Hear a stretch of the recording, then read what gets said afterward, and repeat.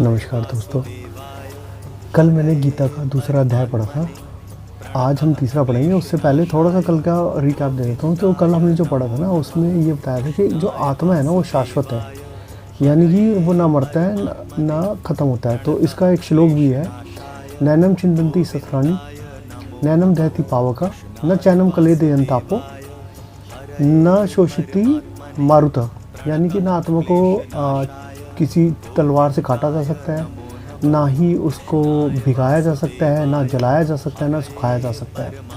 उसके अलावा कल जो हमने पढ़ा था उसमें ये बताया था कि आपको ना आसक्ति से रहित होकर अपना कर्तव्य करना चाहिए, यानी कि विदाउट अटैचमेंट आप अपनी ड्यूटीज़ करो। और तीसरा ये बताया था कि आपको समबुद्धि रहना है, यानी सुख और दुख में समान रूप से ही रहना है। यानी कि सुख और दुख से अगर प्रेरित होकर आपके कोई काम होते हैं ना, तो आप इस संसार में अटक जाओगे।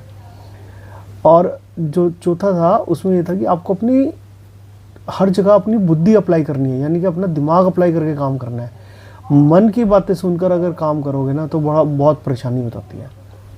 तो बेसिकली इस सीरीज़ को बनाने का पर्पज़ ये है कि या तो आप पढ़ो या फिर मेरे को सुनो, दोनों में से एक काम तो करना पड़ेगा।